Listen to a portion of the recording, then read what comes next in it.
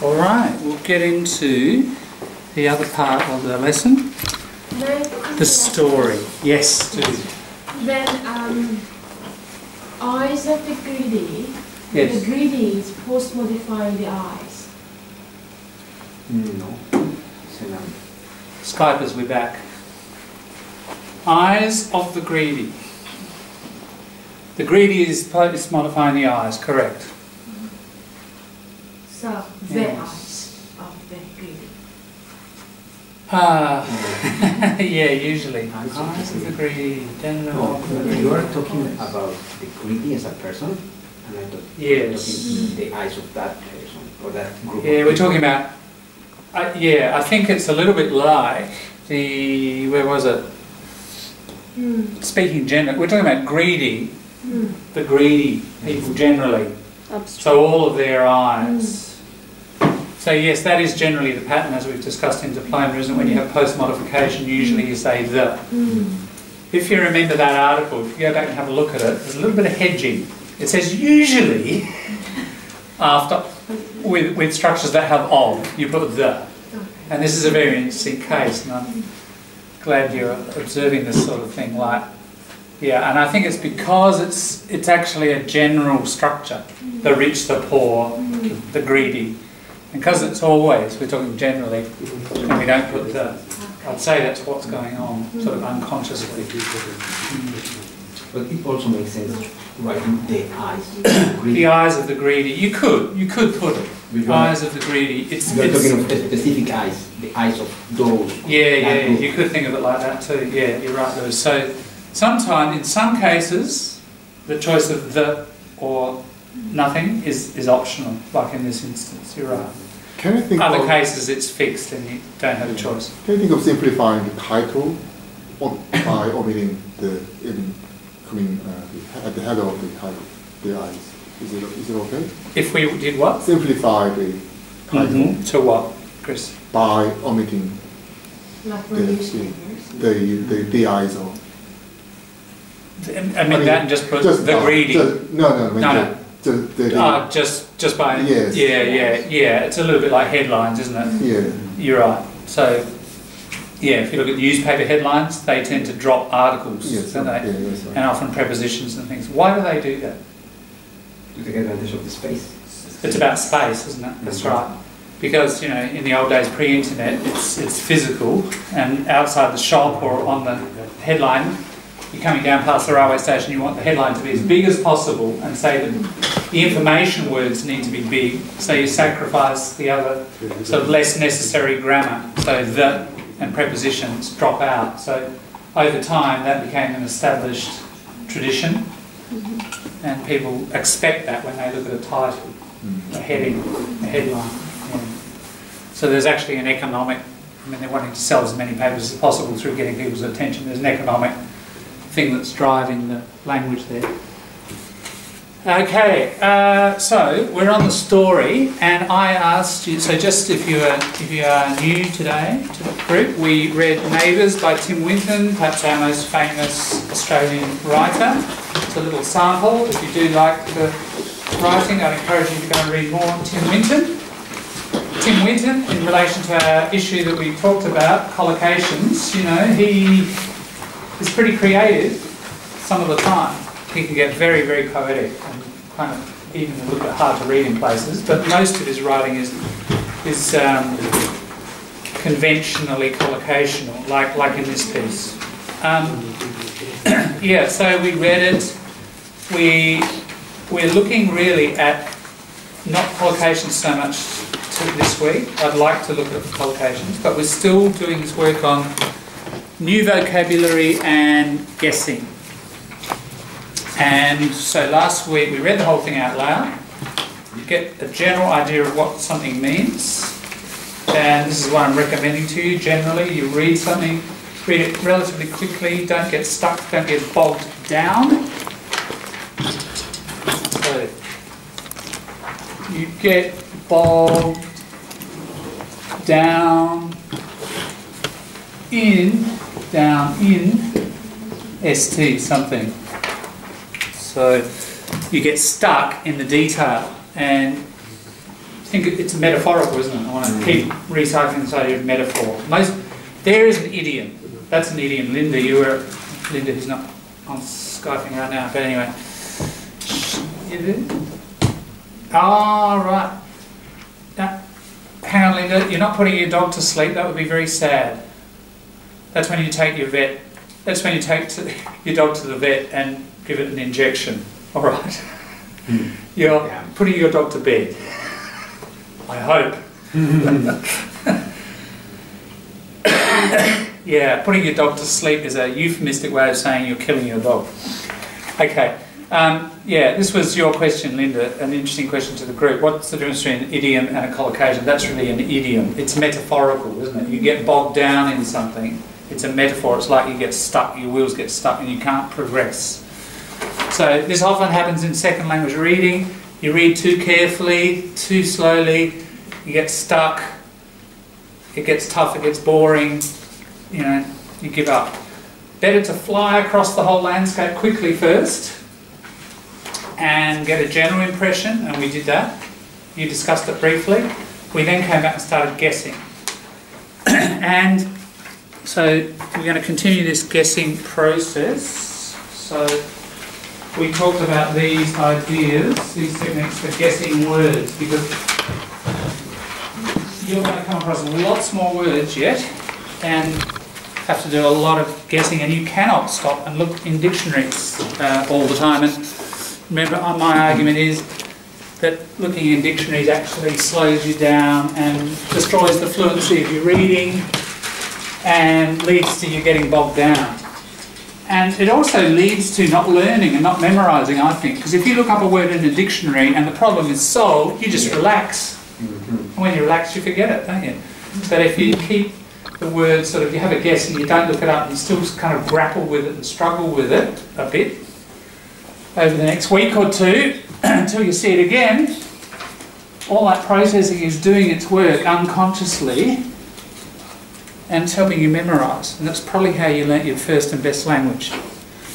So where you can bear it, guess, and the more you practice with these sorts of tools and your own ones that you might have developed over the years, of course, but these are some that I've developed in the second language.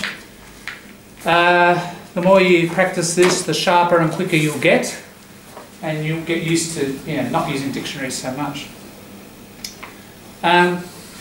Just take a little moment, because why are we looking at guessing words? You've got a lot of words to learn, and do you remember?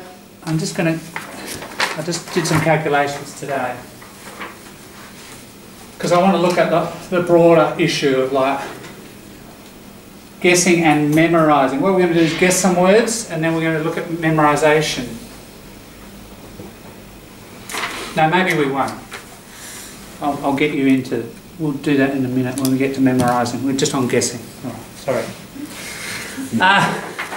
All right, so the first page we had a few words: wary, sojourners, pain, Moreton Bay fig, docile, molting collie, about the dog. Yeah. And the neighbours ranted and screamed, didn't they? Now, you remember we got quite close to guessing quite a few of those words. You'd be surprised when you actually map it and record it. You get quite a high percentage. And even if you don't get the word the first time, the second time when it comes around, you'll probably, or the third or fourth, you'll get closer and closer each time, and then by about the fourth or fifth time, here's a bit of slang, you've nailed it. Right? Metaphor, you've nailed it. You've put the nail through it, you've hammered it against the wall and it's stuck, it's fixed, isn't it? You've nailed it. You've got the answer.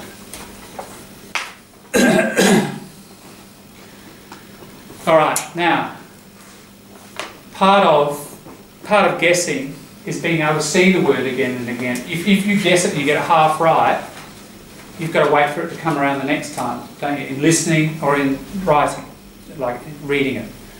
This is why at this level you've got to do a lot of reading and a lot of writing, a lot of reading and a lot of listening. Because at lower levels, those words just come around over and over and over again in everyday life. You've got to really push yourself, and that's what I'm going to show you, a little bit of arithmetic, about how much you have to read and how much you have to listen to get some of these words coming around again. I've just done a little bit of simple maths and I'll show it to you later. But I hope it will impress on you the need to read, and listen. So part of guessing and learning vocabulary is making sure that you're really reading a lot and listening a lot, so that word that you've half guessed comes around again, and then you have another chance to guess it and get closer. Alright, so I asked you to have a look at page 2 and some words there. I'm just going to read out the ones I've underlined, and I'm sort of guessing that at this level they will possibly be unknown. And let's, in the group, I'm going to hand over to you to guess these words. You've probably already had a guess. I asked you to have a guess for homework. You can compare your notes. First paragraph there. The Polish guy. His yard was stacked with salvaged lumber. Quite possibly both of those. Next paragraph. The Macedonians, here's a phrase, raised eyebrows. So sometimes a new thing is not just a single word. It could be, this is an idiom. Metaphorical, but also actually literal. Alright, down the bottom of that paragraph, only his cobalt eyes showing. Cobalt. Next paragraph. The young couple cleared rubbish, blah, blah, blah, and manured the soil. They turned and manured the soil. They planted, here's a list of things, leeks, possibly new, onions you know, cabbage you know, Brussels sprouts, broad beans, possibly not. Right, there might be a few unfamiliar ones there. They offered advice about spacing, hilling, mulching. You may not know, mulching. Remember our first question, always, top of the toolbox list, what part of speech is it? Yeah? That's the first thing to figure out, isn't it? So that's, I think you can guess what that is. The young man resented the interference. Resented. And look further down, his wife was bold enough to run a hand over the child's stubble. Stubble. Interesting one. Alright, nothing in the next paragraph, I think it's pretty clear. Bit of descriptive stuff. Next paragraph. As autumn merged into winter and the vermilion sunsets, vermilion, were followed by sudden dark dusks. Could be new. Could be new. Small, short, Germanic word. When words are short, generally they're Germanic. Yeah. And I've spoken before about people at this level coming in, you know, you're aiming at a profession in English, you learn all the professional academic words, and here's one of these little short words about just daily life, you know. Quite a few examples. This is why I picked this story, because there's so many everyday life sort of words. And this is what I think, one thing, a lot of people in the feedback needs analysis have said, you know, I want speaking and word sort of ordinary stuff about how to communicate, and this will help. Interesting one, they offered heads of cabbage and took gifts of grappa, which is not normally an English word. Yeah, Linda, you'll know that one. That'll make you feel homesick, won't it? Of course, it comes from the word great, doesn't it? I'd never thought of that. It does, yeah, right. Yeah. Alright, giving away too many clues here. Going on. He cooked dinners for his wife and listened to her stories of eccentric patients. Eccentric, possibly new. Alright, next paragraph. There might be others, but let's just focus on these ones. Alright, they're talking about the ducks. And the Macedonian family showed them how to slaughter and to pluck and to dress. Now, dress there is to duck, so it's not the usual form of dress, is it? So, you know, sometimes you have old words used in new ways. So that's a new meaning, so that's a new word, really. The men butchering, the women plucking as was demanded. In the haze of down, the men and women felt, the young man and woman felt intoxicated. interesting little bit next. The cat toyed. Normally a toy, you know the toy, but you know it as a noun, don't you? Here it's a verb, right? So that's a new word, really, isn't it? It's an old word used in a new way. So regard that as a new word that you have to attack. The cat toyed with severed heads. Sever. Two more, it's quite a lot. Last paragraph. But they had not planned on a pregnancy. It stunned them to be made parents so early. And the last line, the young man ploughed on, phrasal verb, ploughed on with his thesis. Nice metaphor there. I think you can probably easily guess it. Let's just very quickly refresh your knowledge of the tools, right? So the next half an hour is very much practicing using these tools, and many of these you might already use, but maybe there's something in here that's new for you, or hopefully quite a lot. If you want to learn it, hopefully it's new for you, some of it. But I'm going to jump number 2. Number 3. So the first thing you do is you work out what part of speech is it. Am I looking at a noun, a verb, an adjective, an adverb? So a process of elimination is often how we get this. All right. 3, is the word metaphorical? I've already suggested some of these are, and maybe some of the other ones too. So keep your metaphor hat on. When you're attacking language, most of language is metaphor in some way, but some's very overtly and obviously metaphorical. So that may unlock the thing for you. 4, if it's a noun, is it concrete or abstract? So is it a physical thing or is it abstract? Remember the gerunds. Abstract nouns. They're about a general principle or a broad element or thing. Yeah? Is the noun positive or negative? It might be neutral. Most of them are neutral, but you might be able to feel it's positive or negative. So, it's a physical thing and it's negative. I can figure that out. What we're working with here are categories. Try to get the category of the category of the category, and if we keep going like that, eventually we nail the meaning, don't we? That's the point of this exercise. If it's a noun, it's going to probably be the subject of a certain verb. What is that verb? That may give a clue to the nature of the thing doing the verb. The object of the verb. If it's an object of what sort of verb, that may give you a clue. If it's a verb, we don't say is it concrete or abstract, but we say is it mental or material, or the other one, we can add to the list, can't we? I've rubbed it off. Stative. No, here it is. Stative. That's another category. So again, we're working with these categories, trying to define and reduce and identify smaller and smaller groups of categories. Is it positive or negative? That's the connotation of the verb, isn't it? Love, hate, jealous, feeling jealous, verb, negative. Envy, negative. You might get a sense of that. Who or what is the subject? Who or what is the object? All of these can give you clues. Over the page, adjective.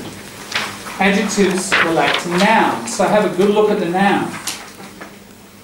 And think, in this context, is there any clue about, therefore, what characteristic the noun may have? Again, many adjectives are positive or negative connotation. Same with adverbs, they qualify verbs. What verb is it relating to? Again, it may give you a hint, and is it positive or negative? 8, I think this came up last week a couple of times. Does the word look like other English words? Well, Linda just pointed out, grappa, grape, Something to do with grapes? Oh, probably alcohol, isn't it? You might write out a series of English words that look the same, and if they've got a common meaning, that may apply to your word. So patterns in English.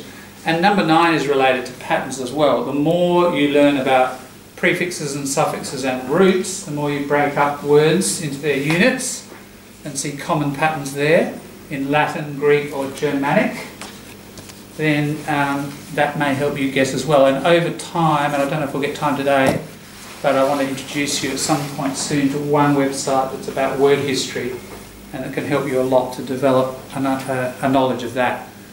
The more you get knowledge of that, the better guessing you're going to do. Why Germanic there? Because English is the Germanic family of languages. You know, it was Germanic groups who invaded England in the 400s after the Romans left.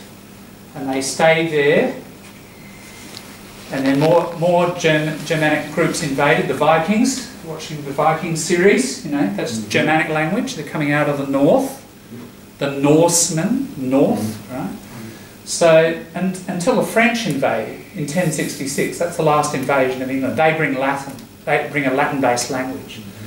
But so the population was speaking this Germanic language, Anglo-Saxon, English. And then the French come, and it's a ruling class, and they run education and universities and law and the courts and, you know, justice system, all administration, all that language is, and still today, the language of professions is more Latin and Greek, and the languages of the home, and most of the everyday words, you know, in the house and about neighbours and feelings, they're the Germanic words.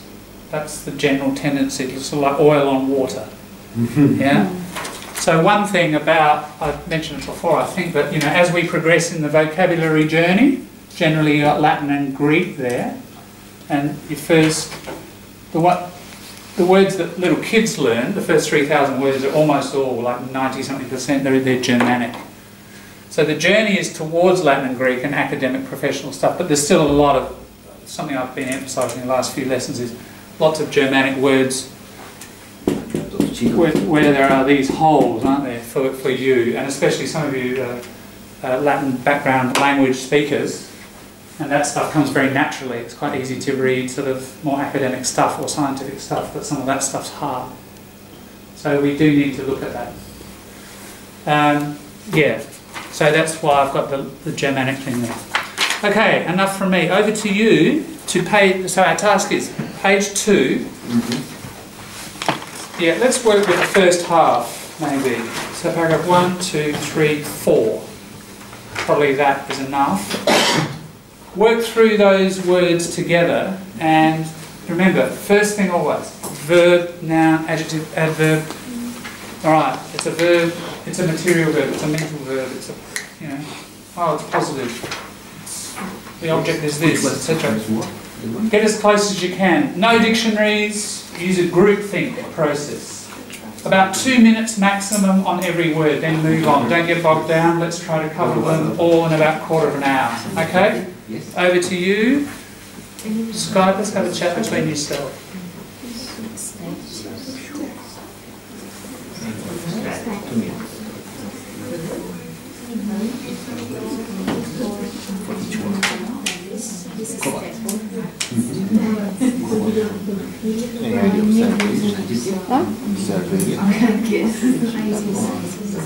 Salvation, this usually starts with salvation. Like salvation. Salvation. What does that mean? Similar. Salvation is like second hand with some rubbish. So much rubbish which, I don't know, some interrupt way or something like this. What does salvation mean? Is it something safe?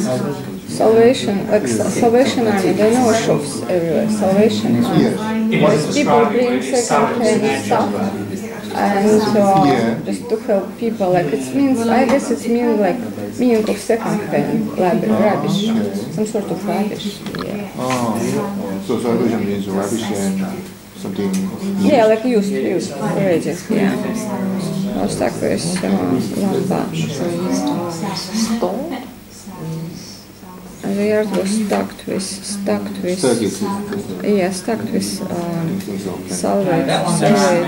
lamba, something, just some rubbish, big rubbish, which, yeah, just his yard was like all like big rubbish, probably hard rubbish, I don't know, some sort of. If he's doing something in the wood, hammering nails into wood, so he's doing some I don't know, some wood stuff or like building stuff, yes. What's he doing? He's doing a lot of stuff in wood, isn't he? His yard was maybe very much wood or hardly any.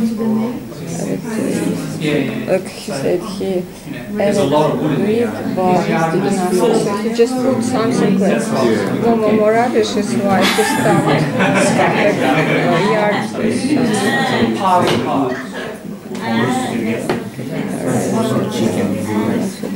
Or some chicken.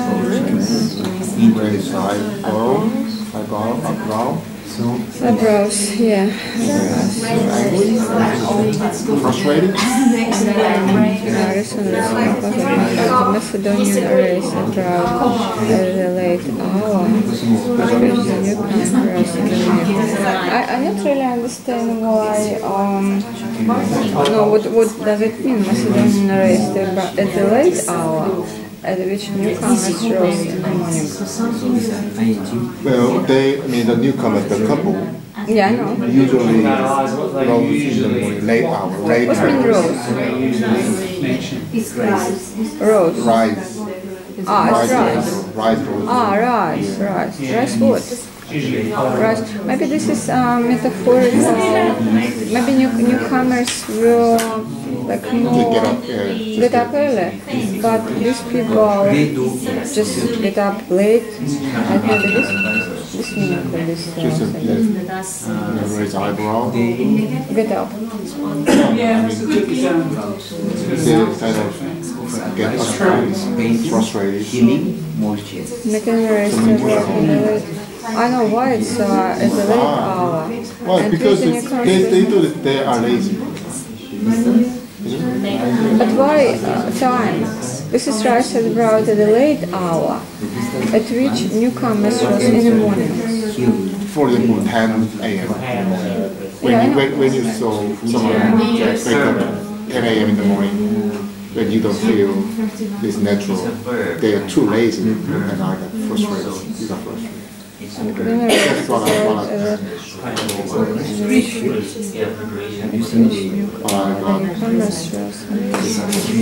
Which one's that? Macedonian raised eyebrows. Yeah. So she was wondering why they felt. Yeah, just for my understanding, these newcomers, they were like early birds. But Macedonians, like get up probably a little bit late. I don't know, for mine it's a Right, but it mentions the late hour. Yeah. Who wakes up at the late hour? Is it Macedonian. Rice at the late hour, at which the newcomers rose. See the at which it's referring to the late hour. So, what do you reckon? Is it the Macedonians or the newcomers who wake up late? Macedonian race The newcomers rose in the morning at the late hour. That's right, you're right, Chris. They did. It says the late hour at which the newcomers arose. So young couple was late. They were the ones who woke up late. Yes, they rose late. Because it says the late hour at which the newcomers arose. So that at which it's referring. So Macedonian people get up early? Well, in this case, this particular group do. Yeah, logically, like normal way. Young people sleep longer. Yeah. Then the people like middle age. Yeah, that's true. Yeah, okay. And this is their it's a verb, isn't it? They raise their eyebrows. Yeah. Isn't that kind of frustrating? It's not happy. It's right. It's a verb and it's negative, isn't it? It's some sort of negative reaction. Yeah, you're right. So why raise eyebrows? What's the raise eyebrows? Frustration. Yeah. And it's about you don't get seeing lazy couple. That's right. you don't get one week, you don't get one. Disapproval runs in more. Yeah, disapproval, Yeah, really. That's like, so the eyebrow goes up. Yeah. Questioning. Yeah, that's right. Questioning and disapproving. Astonished, yeah. Astonished is very strong, but yeah, mildly astonished, you can say.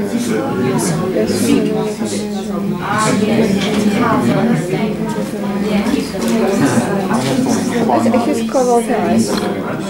Blue eyes? Yeah. I thought it's blue eyes, one color eyes. Yeah. Cobalt is blue or grey? No.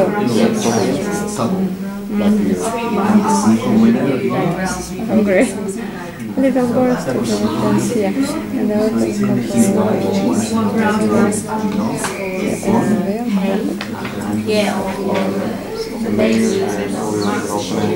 major gaze.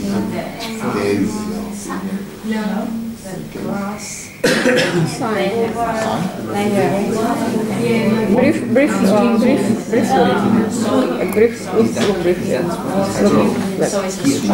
First sign, look like briefly. Short look. What's that major difference? Open and major gaze.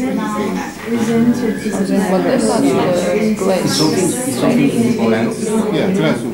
But what's the meaning of measured here in front of gaze? So that was the point that I asked. So under the open and so on.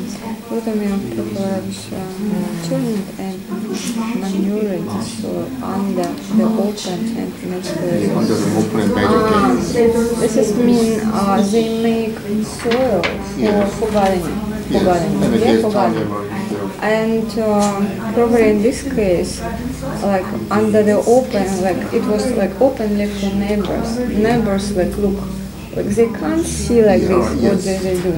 They look like they pretend to not seeing what they're doing, manuring and doing some kind of stuff to gardening, prepare soil, but they look like sometimes look at what the young couple do. Well, that makes sense. They run their hand over something. That's a good point. Measure gaze of the neighbors. Measure gaze. Yeah, I know. I just tried to What's happened to the child's head? measure like it's another word. Measure gaze. What have they done to the child's head? Estimation. Under the major, under the open major gaze, under the gaze, under the when it's standing out, it's shaven really close, and it's just the little hair sticking out. Synonym, synonym of this word. So it's not negative. Open and measured gaze. Measured gaze, sort of negative. Not strong negative, but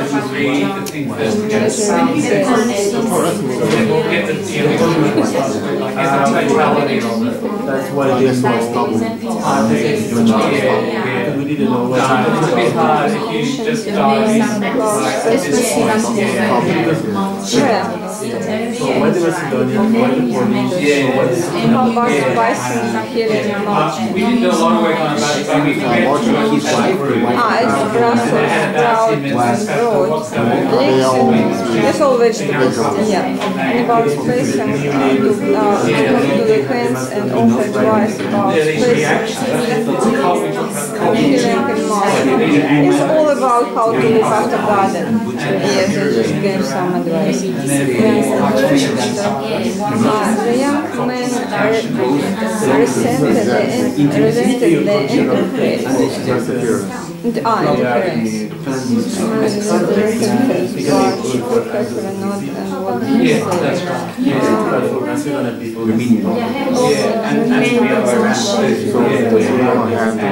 that's what this story is about. So, we talked last week about reading it quickly, even if you don't understand he has his own opinion, but he took carefully not, he took some of what neighbors said about gardening.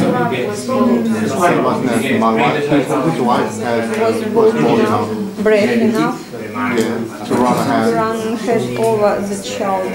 Stubble. Or the child stubble. Stubble. So what's the one ahead? Run ahead. Run ahead. Run ahead over. Skip ahead? Or Enough to run and head over the child. Hanova. It's very popular, common. hand over? Hanova. It's not hand over, just once you want to hand over, then I was wondering. Enough to run and Hello, it's I was thinking, run ahead to run ahead. Once was bold enough to run and hand over the child's stable. Ah, I And the see. big woman I'm not sure. How about, that's right, I remember you mentioned that before. I'm trying to, if I do this, hang on, over the child's stable. Yeah. is that gone now? The Can big you one hear must me? be the mom of the Can child. you hear me? Yeah, stable and big woman. Right. Maybe child stable. Maybe Alright, there is meant to be a way of mute. Oh, hang on, kid try this. playground. Can you hear me now? Like Can you hear me now? over You still can. child There's a way. stable. Like he says stable. It's How about like now? some sort of part of Still hear me? land where kids usually play. And he came to his mom How about now? to take some garlic seeds Can you hear or me? garlic gloves to plant. Yeah, as a Damn. Alright, there's a reward. way of muting this mic, and I can't find out. No reward. She came to his mom. Alright, Because they took all suggestion how to look after garden, Best and thing to probably do- his mom. I'm going to come back to the group now anyway, but I think what I have to do is actually turn it off and turn it back on again. Plant, Sorry about that. I and, forgot but that. he was brave to come and take it. So you can't hear yourself.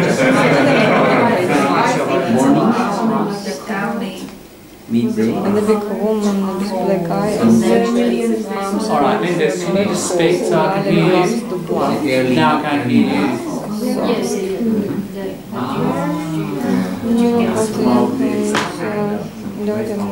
Vermilion.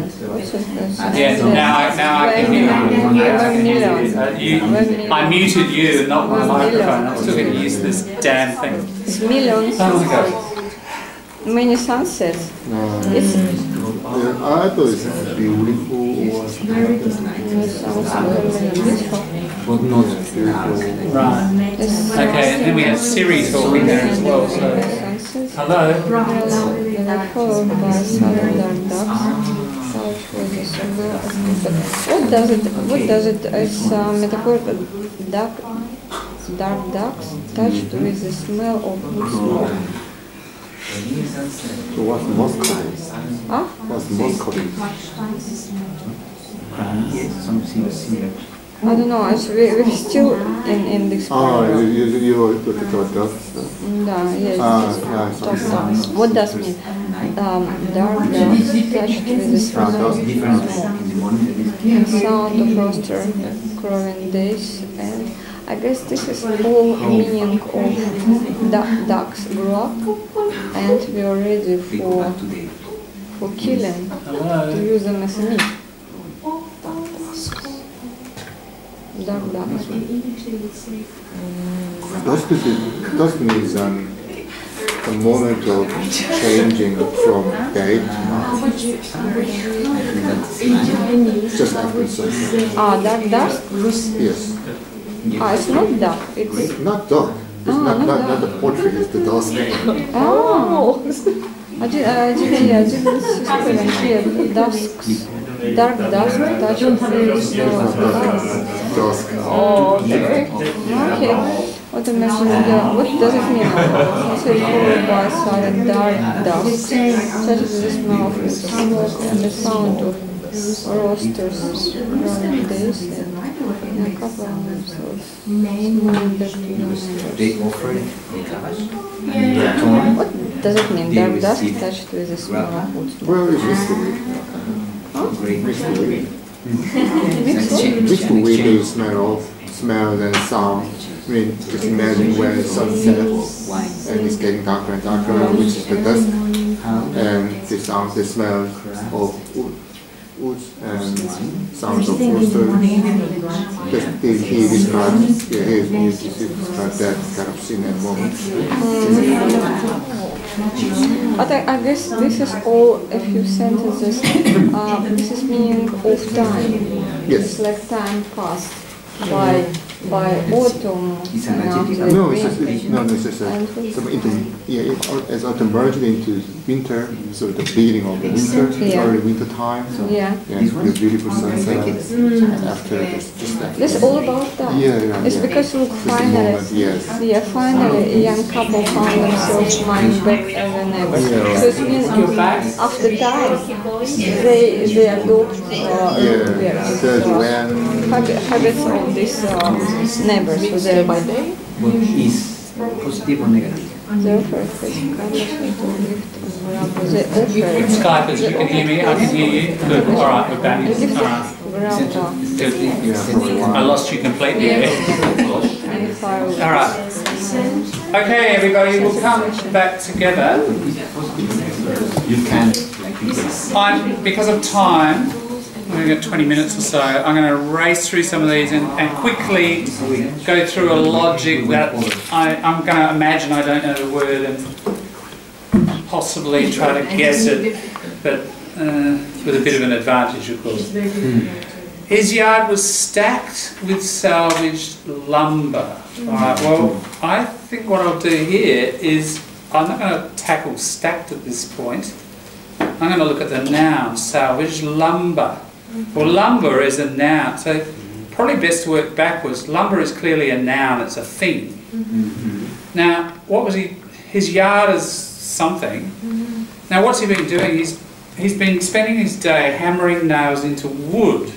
So his yard was something with something. You know, lumber is probably wood, something to do with wood. Salvage, I don't know, it's something to do with this kind of wood. If he's doing it all day, he's probably got lots of wood. It's like filled with, isn't it?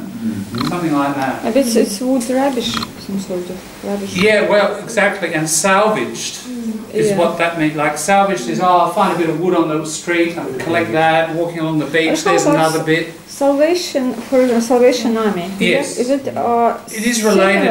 It's related to the word to save. Like salvation. Oh, I was saved by Jesus or whatever. Salvation Army. And salvage. When you salvage somebody from the water, you pull them out. You start rescue. Yeah, rescue better than save. Yeah. So it's like you've rescued this wood from all sorts of different places. So. Yeah, it's kind of, it's been used before and he's reusing it, it's second hand, that's right. Second hand. Yeah. That's right, lumber is the raw material of wood before it's been made into something, like planks and boards. That's lumber. And what's the difference from timber? Lumber and timber. Gee, there's not a lot of difference. Yeah, I'd say they're pretty close. Yeah, it is really. Yeah. Yeah, that's right. Yeah, okay, so processed differently. Yeah. Pieces of wood, just uncountable because it's a substance. In this case, not woods. Pieces of wood. Yeah, so look, you know, I think you can get close to guessing quite a few there. Raised eyebrows. All right, these newcomers are it's a verb, isn't it? And it's a verb and it's a reaction to the late hour that the young people get up. So that was a good one, Chris. Do that again. That's right. It's like, huh? You know, what? 11 o'clock? Up go the eyes. It's a bit of astonishment, you said, surprise, a bit of disapproval. When you raise your eyebrows, it's like, yeah, really? It's like, you know, you don't say anything, you just raise your eyebrows, but you don't approve. How close did you get there? It's a negative, yeah. Can it be that's right. It's a negative reaction, it's a verb and it's some sort of negative reaction. You can get that far at least. That's probably disapproval if you look at the context. These young people staying up late, getting up late. All right, the cobalt eyes was a tricky one. There's not a lot of information. It's clearly an adjective describing the eyes. It's a physical thing, probably. Could be emotional. Could be the way the kid's looking. Eyes are generally, when you describe eyes, usually colour or expression, isn't it? It's one of those two things. Kai, you said an interesting thing, that these eyes make the young man nervous, don't they? Or at least the little boy standing at the fence with only his eyes showing. But it's like cold eyes, sort of. Cold, yeah, well that's an interesting point. Because cobalt is a particular kind of blue. It's like very blue eyes. So a collocation in English is they're piercing, to pierce, to make a hole, to penetrate. Yep. So these very sharp eyes are looking just over the fence, aren't they? Or is it through the fence? Stood at the fence, yeah. So he looks over, I guess. It does, it does. It has an emotional influence, like this young man feels watched all the time by these very blue, piercing, penetrating eyes, right? So, okay, we may not get the colour, but, you know, there's something about us, there's a strength in the eyes, isn't there? Yeah.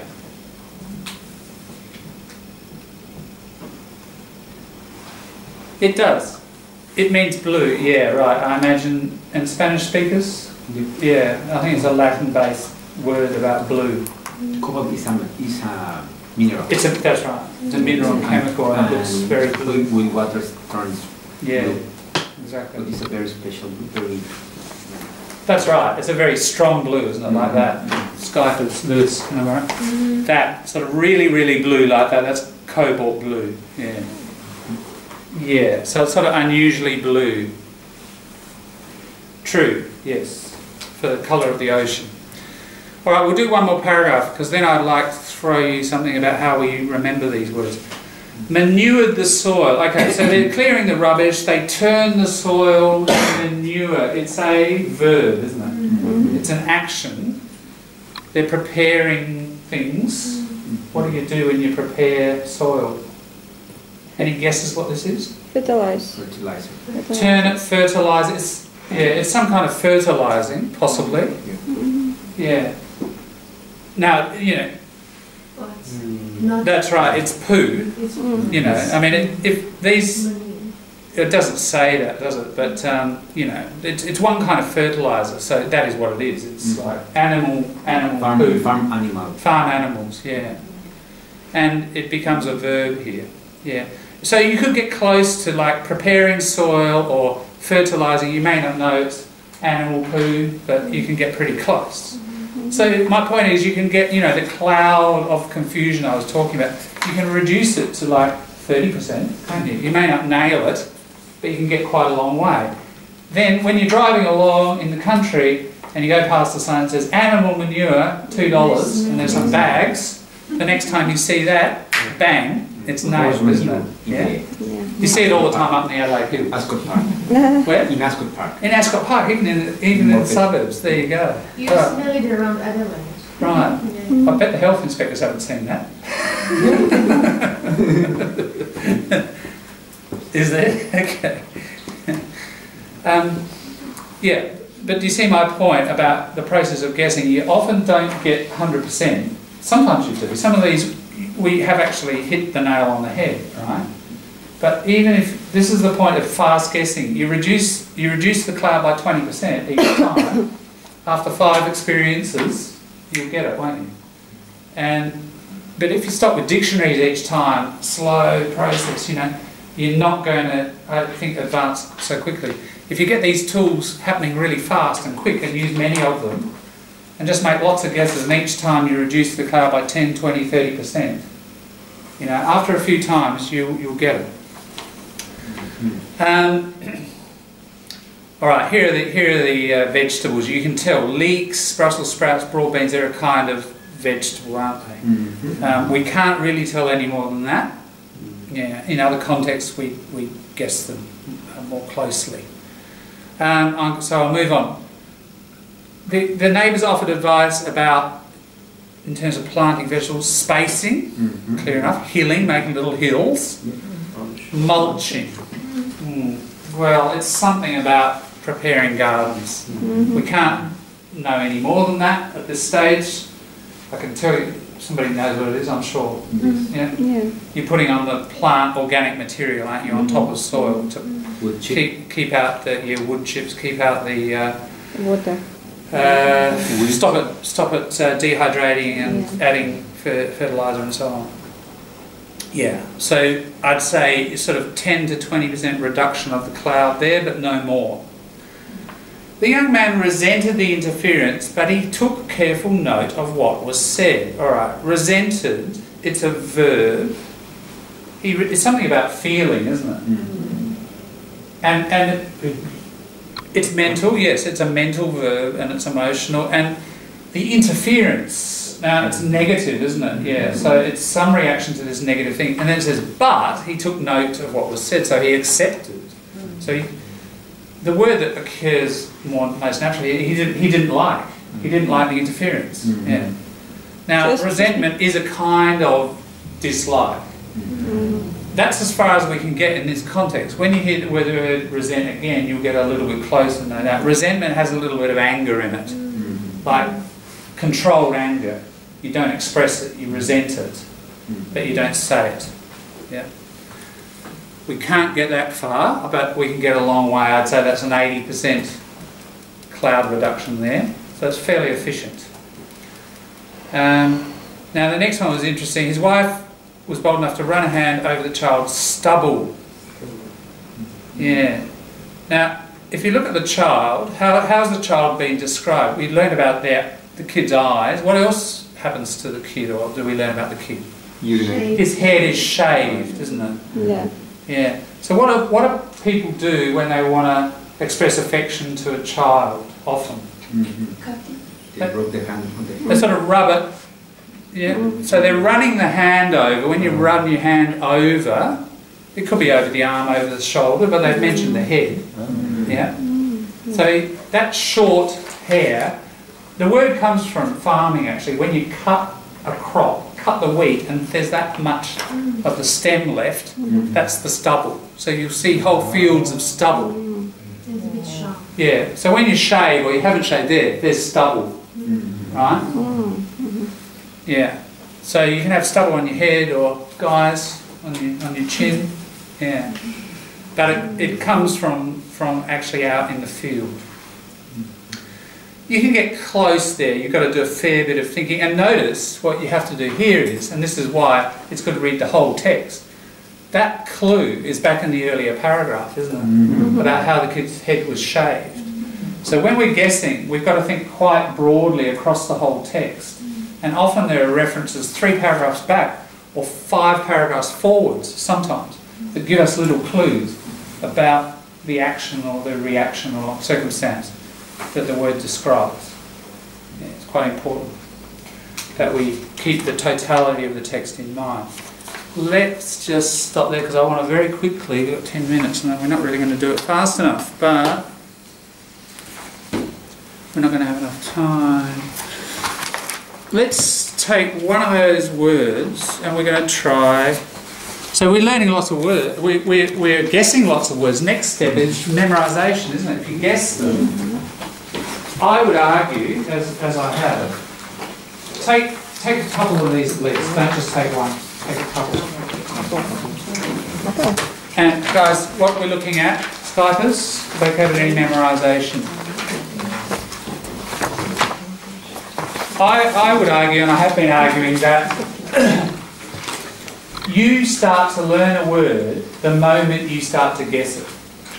Because the struggling with that word and the processing, is it a verb? Oh yeah, it's about a reaction. It's about a reaction to the interference. It's negative. You know, that's all part of the learning process. So we start the first second we encounter the word, if you're doing active guessing. Right? Once you've figured the word out, or you know what it means, then you want to remember it. You want to make it stick. The best way to make it stick is not to do this sort of thing where you have the English word, so resent, and then your L1, your first language, and then you write you know, the translation. That's a help. You know, you've got a little book, you keep a book or put it on your phone.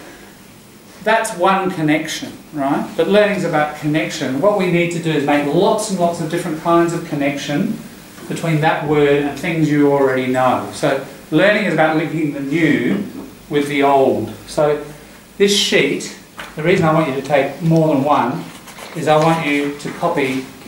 How many words do you want to learn? If you're at 10,000 and you want to be a middle class professional, 50,000, you've got 40,000 photocopies to make, all right? And I'm not going to pay for that budget, all right? So that's over to you, all right? Do some free photocopying at work or something, like most of us do. Anyway, so my point is keep one of these as a master. You're not going to be able to necessarily do it with every word, but out of the words we've done today, one of those new words, make an individual decision, because you know some of you know some words, some of you don't, different words.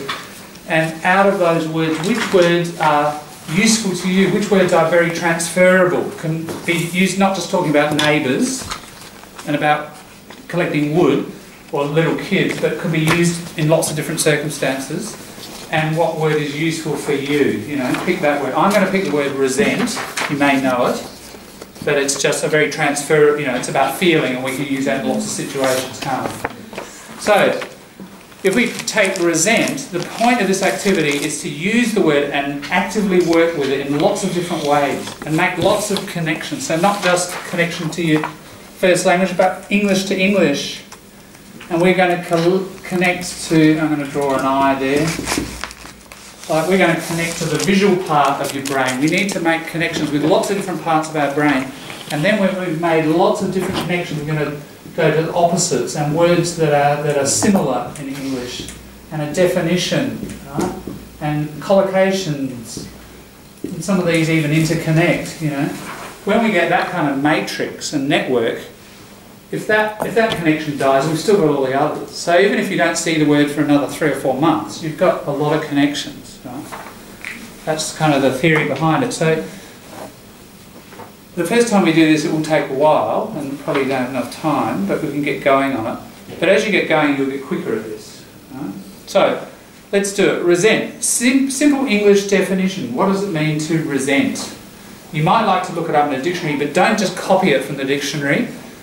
Make it up in your own words. That's impatient. Linda? Not really. I'll help you with this one because of time. Resentment is like, as I said, contained anger. You know, it's some sort of... Dislike. Jealousy is different. No, if you're jealous of something, somebody said something to you and you really feel angry, but you can't express it for various reasons. You resent it. You resent that person. You resent that action. I resent you talking to me like that. You could express it, but it's like contained anger, offended anger. So you could write that. Translate it into your native language. All right, write one word. Better if you can think of other synonyms in your native language. Write 3 or 4 if you can. Right? Have a go now. Do it. Be quick with it. All right. Other parts of speech. Resent. In the text, it's a verb. Any guesses? Noun? Resentment. Resentment, yeah. Not resentness or resentation, it's resentment. Verb, we've got. Adjective? Resentful. He felt resentful. Adverb? He looked at the Macedonians resentfully. Yeah, there's a pattern. Can you see all the work we're doing? We're going into the grammar part of your brain here and connecting with that. Right, prefixes, suffixes and roots and their etymology, their word history. I haven't got time, I want to show you, and we haven't done it, there's a good etym online, I mentioned it last week I think. It will help you. You can get it, you can put in resentment. I'll just write it up. Etym online. Put any word in there. I'd encourage you to do it with most words that you come across, and over time I would like to demonstrate, we haven't got time today, definitely next week. But if we break this down, resentment, sense, sent, to feel, sentiment, sentient, that's scent, and even the word sense, right, to feel something. Resent, kind of to feel again, doesn't still capture the meaning exactly. We should look it up, and it will probably tell us why it's about anger. But it's certainly about feeling. That scent bit is feeling, isn't it? Latin's background, Portuguese and Spanish speakers will recognise that. Sentir. Yeah. So there's a background about that. It's about feeling. English synonyms, other words. Dislike. Dislike. Dislike is part of it. Yeah. Kind of. Hate. Yeah. Even if they're not totally accurate, doesn't matter. The more you can write down and make connections. Don't be too fussy with this, right? Dislike. Feel angry.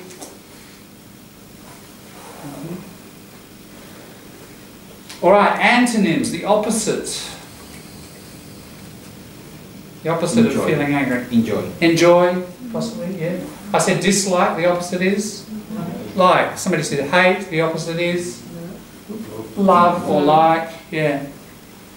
Can you see what we're doing? We're jumping around, we're making lots of different types of connections. This is the key. Not only many connections, but different types. Literally different parts of the brain are getting used here. This is really, every one of these is a little bit of cement. By the time we add it, it's like an engineering structure, isn't it? When we have a grid, a network, it makes it really strong. Basically, we're doing a similar thing with our neurons. All right, now we're going to go to the visual. Draw a silly picture. And my suggestion is, make it a picture that's related to this story. So young man could be a silly little stick figure, you know, the Macedonian looking over the fence and saying, plant it like this, and him going, you know, not very happy. All right, you've got 30 seconds to do a drawing. The silliest, childish, you don't have to be Picasso or Rembrandt, all right? Just anything, just do a sketch. You're activating your visual, but make it the picture in the story. Don't make it something else, right? You want it to be all come together and connect.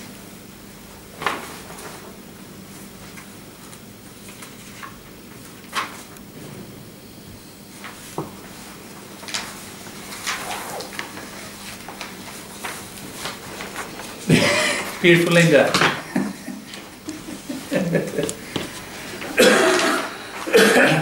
Have you thought of enrolling in the TAFE Art College?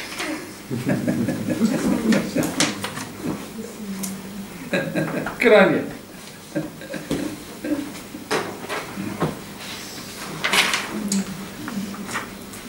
The other thing you can do there, and I think it's a really good little technique, when you look up a word in Google, and you Google it and resent, and you see a definition in language, click on the image button and see what images come up.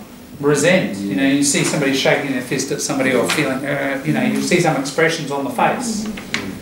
And again, what that will do is, you know, a connection to a visual sort of thing, and you'll get a feeling from that. And so it's connecting to a really quite a deep feeling there. It just takes 2 seconds to do it. Got a picture? Right, very quickly, 30 seconds, show somebody else and describe your picture. Why did you draw it like that? What's going on? Can the other person make head or tail of it? It's like, make any sense. The person has some fire in his teeth. I'm here. I'm happy because it's Scarp's on a bit of noise here.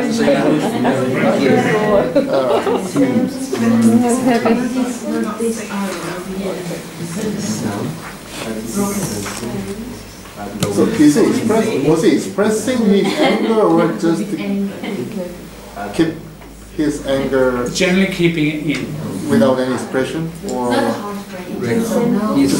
just neutral? It depends. It depends. And again, Generally not expressing it, just keeping it in. You can just sort of what we call brood, like look, something you can tell something's wrong. But it's not obvious anger. It's just like the person looks. Yeah. patient, very patient, very strict. Looks tense. Tense, Yeah. So, like in this instance, he resents it, Yes. but the neighbours may not know that he feels that way. It's often sort of hidden or semi-hidden. Yeah. He might have expressed his kind of gratefulness, His, appreciation.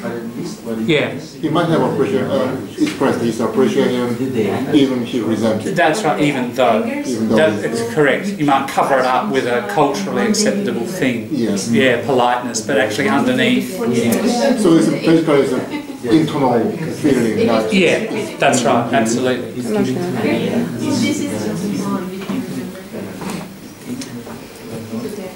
All right, so, and don't, yeah, I think that idea of using a Google image is definitely helpful in many cases. Over the page, we haven't finished, just a couple more minutes. Collocations. You resent something, yeah. Collocation, tricky. Is there an obvious collocation?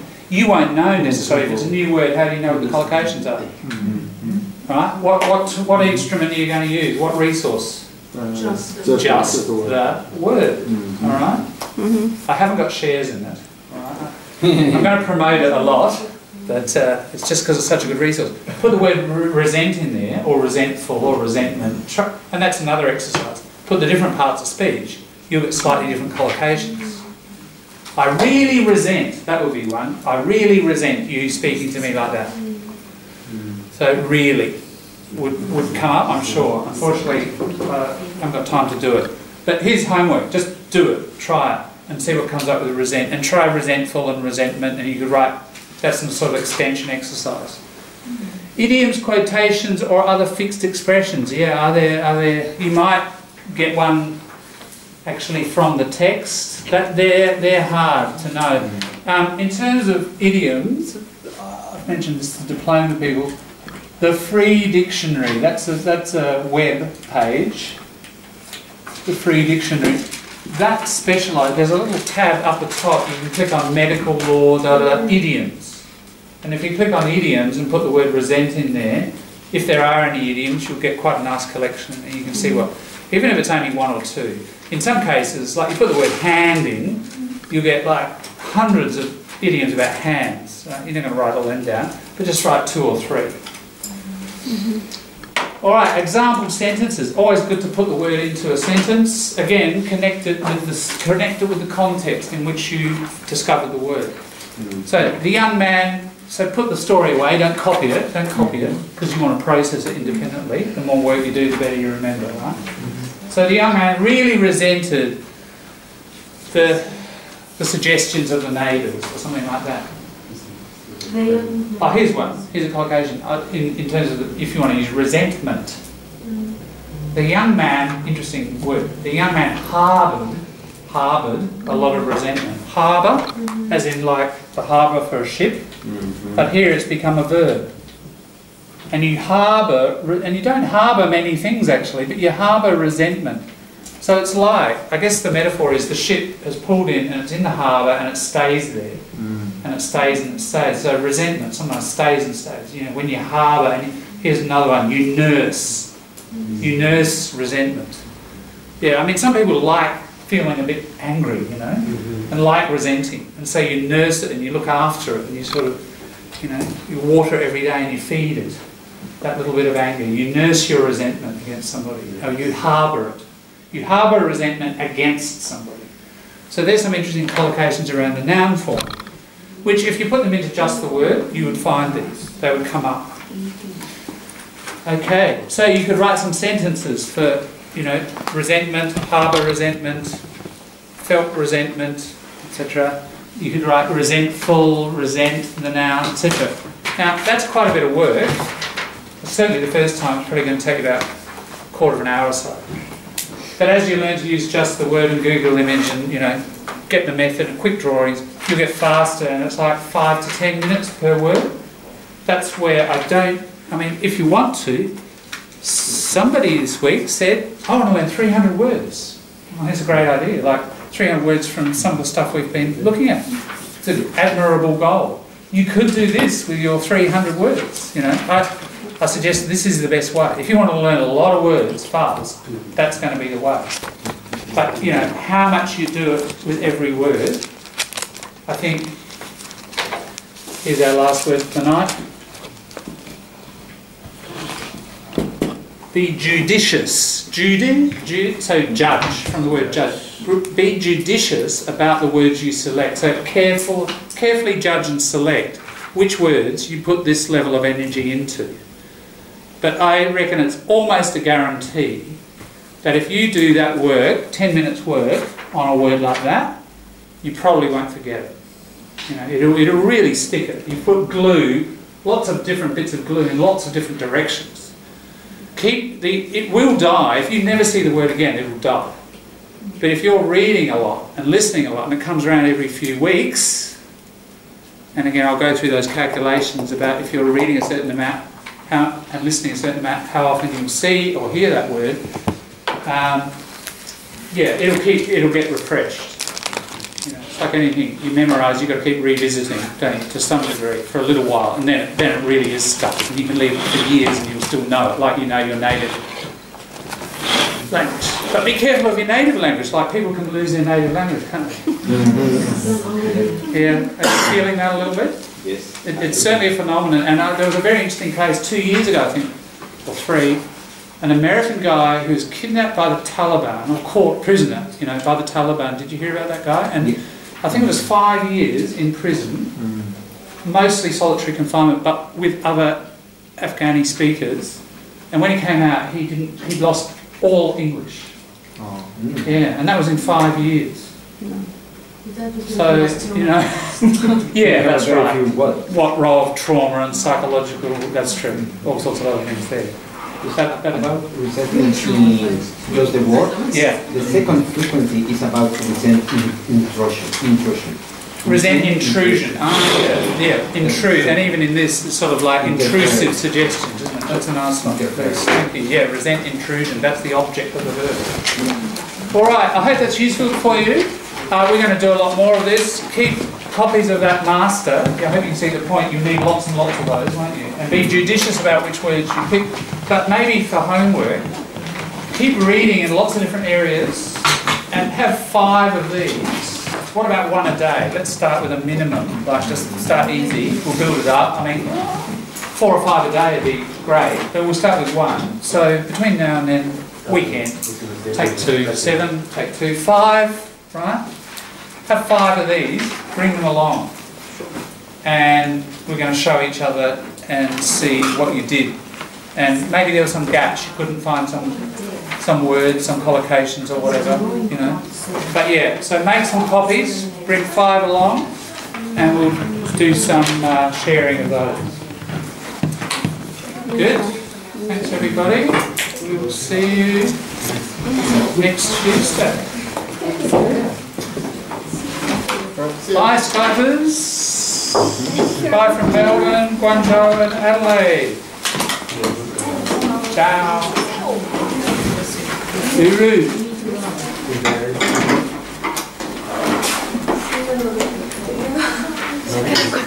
Yes. Yes, any writing, if you want me to look at that writing again, please hand it up. Yep. What I want you to do is making the whole thing. The art is the government controlled behaviors. Like a net, like a phrase all together. The art is the government controlled behaviors. Oh, I see. Ah. So, there. So he argues that, and then there's your subject to there. Then underpins. Yeah, these things underpin. Okay, so if it's this and this, then it would be underpin. Maybe that's why. Maybe that's why. The other way to do it, I think the other way to do it would be comma and comma. But this and this underpin, that would make it clearer. Yeah, okay. We'll just break it up. So that the reader would process it a bit more clearly that way. Yeah, that's how I solve that problem. Okay. Thank you. Yeah, no worries.